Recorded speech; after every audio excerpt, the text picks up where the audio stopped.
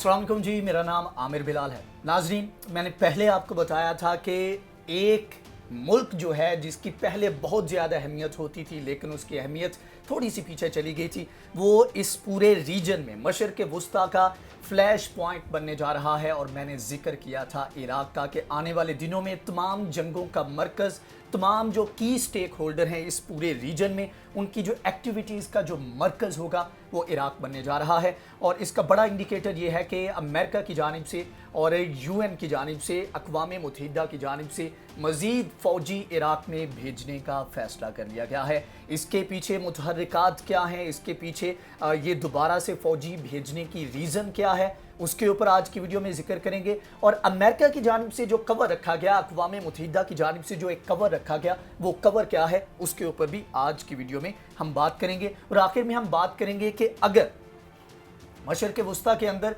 ये तमाम तर जो मामलात हैं ये थोड़ा सा कूल डाउन होते हैं और एक जो गल्फ़ कंट्रीज़ के दरमियान जो एक क्राइसिस था वो अगर थोड़ा सा कम होता है तो इसका तुर्की कितना बड़ा फ़ायदा उठा सकता है। और इसके ऊपर ऑलरेडी तुर्की ने क्या पेशरफ्त की है इसके ऊपर भी बात करेंगे। और ये तमाम तर जो पेशरफ्त है ये डिफेंस से रिलेटेड है। तुर्की ने इसके बावजूद के इतने मसले मसाइल थे, तुर्की ने फिर भी यहाँ पर जो छोटे ममालिक हैं उनको टारगेट किया और उनके साथ बड़े बड़े मुआहदे किए। वो मुआहदे क्या थे उनके ऊपर भी लास्ट में इसके ऊपर मैं बात करूँगा। लेकिन उससे पहले आ जाते हैं कि रीज़न्स क्या हैं, अमेरिका यूएन की जानिब से जो बड़ा ऐलान किया गया है वो क्या है और उसके पीछे जो एक कवर रखा गया है उसके ऊपर बात करते हैं। सबसे पहले आ जाते हैं कि ऐलान क्या किया गया है। यूएन की जानिब से ऐलान किया गया है कि वो तकरीबन 3500 के करीब नेटो मेंबर जो हैं वो 3500 के करीब नेटो अपनी मज़ीद फ़ौजी इराक़ के अंदर भेजेगा।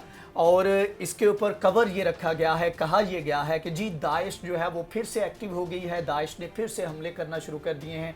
तो लगता यह है कि दाइश जो है दोबारा से एक्टिव है, तो उसकी रोकथाम के लिए, उसका जो है कला कमा करने के लिए हमारी प्रेजेंस यहाँ पर मौजूद है, लिहाजा हम मज़ीद फ़ौजी जो हैं यहाँ पर भेज रहे हैं। इसके अलावा इराक़ के जो नेशनल हैं, जो गवर्नमेंट है, उसके जो फ़ौजी हैं उनको ट्रेन करना भी जो हमारा मकसद है, तो उनको ट्रेन करने के लिए भी मज़ीद फ़ौजी भेजे जाएंगे। अब करंट स्टेटस ये है, करंट जो डिप्लॉयमेंट है इराक़ के अंदर जो नेटो फ़ौजी हैं उनकी ये है कि सिर्फ 500 के करीब फ़ौजी यहाँ पर हैं।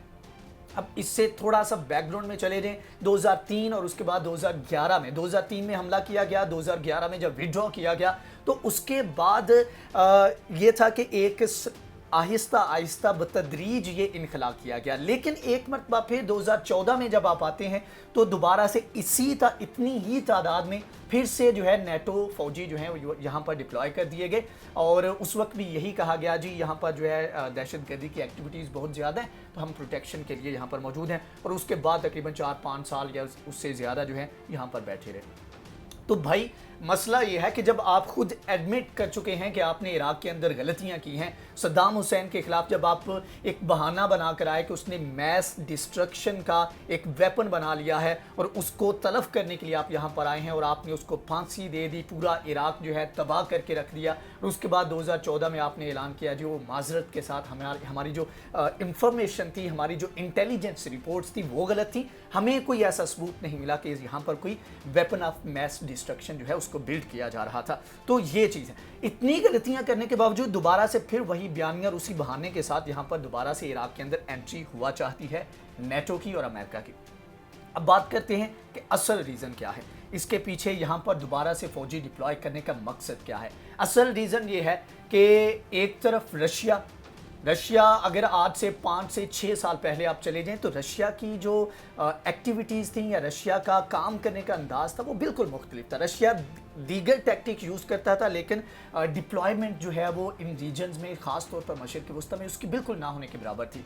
लेकिन फिर ये हुआ कि रशिया ने अपनी स्ट्रैटेजी चेंज की, पॉलिसी चेंज की और सीरिया के अंदर उसने अपने पीस कीपर जो हैं उनको उसने यहाँ पर डिप्लॉय कर दिया और जो बशारुल असद हैं उनकी हुकूमत को हमायत करना इन्होंने शुरू कर दिया। अब हुआ ये कि यहाँ पर ये जो चीज़ हुई तो इसके साथ जो तुर्की ऑलरेडी यहाँ पर इस रीजन में मौजूद था, उसकी रीजन की इस रीजन के अंदर प्रेजेंस की वजह ये थी कि जो सीरिया के कुर्द थे, इराक़ के जो कुर्द थे और ईरान के जो कुर्द थे, ईरान के साथ तो नहीं लेकिन इराक़ और सीरिया के जो कुर्द थे उनके साथ काफ़ी फड्डा चलता रहा है। और पीकेके एक वो ग्रुप है जिसको अमेरिका और साथ में तुर्की ये इकट्ठे इसको दहशतगर्द ग्रुप मानते हैं। लेकिन जब बुश की जानिब से इराक के ऊपर हमला किया गया तो उस वक्त इसी ग्रुप की हमायत करते रहे। और उसके बाद एक और जैली ग्रुप है YPG के नाम से, ये वो ग्रुप है जो कि अपने आप को कुर्द प्रोटेक्शन ग्रुप कहता है।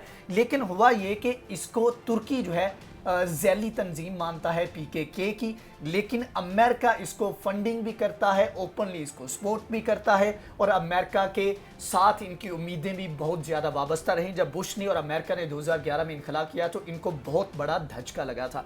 तो अब दोबारा से YPG की सपोर्ट जो है वो अमेरिका ने करना शुरू कर दी है।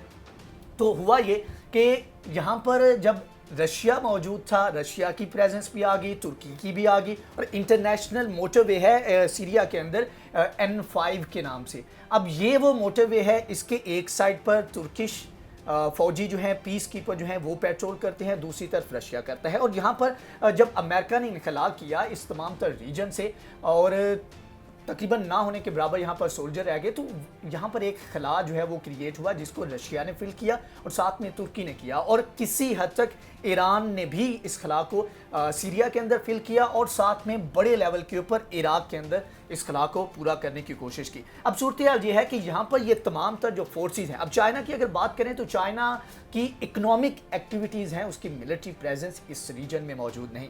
अब हुआ ये कि अमेरिका को लगा कि यार हमारा तो कह लें कि यहाँ से सफाया होता जा रहा है, हमारा रोल बिल्कुल ना होने के बराबर है, हम बिल्कुल एक कॉर्नर में जाकर बैठ गए हैं एम्बेसी और जो मुख्तलिफ जो सेटलमेंट्स हैं उनकी हद तक।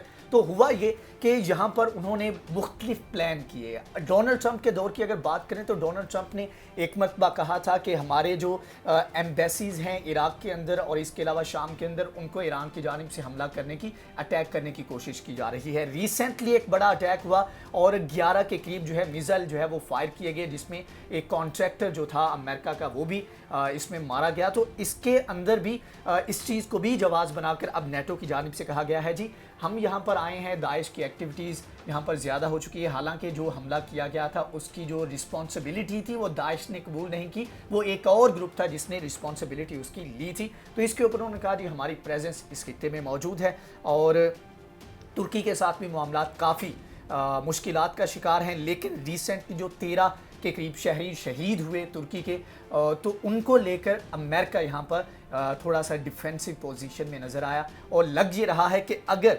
S-400 सिस्टम वाला जो मामला है तुर्की का और अमेरिका का वो रिजॉल्व हो जाता है, तुर्की दोबारा से F-35 प्रोग्राम जो है उसको दोबारा से ज्वाइन कर लेता है, तो फिर इस रीजन के अंदर भी किसी हद तक का कंसेंसस जो है वो डेवलप हो जाता है। फिर यहाँ पर जो टसल होगी, जो एक जंग होगी, जो एक कह लें कि खित्ते में इन्फ्लुएंस की जो एक टसल है जो है वो चलेगी, तो वो सिर्फ ईरान के और रशिया के दरमियान रह जाएगी।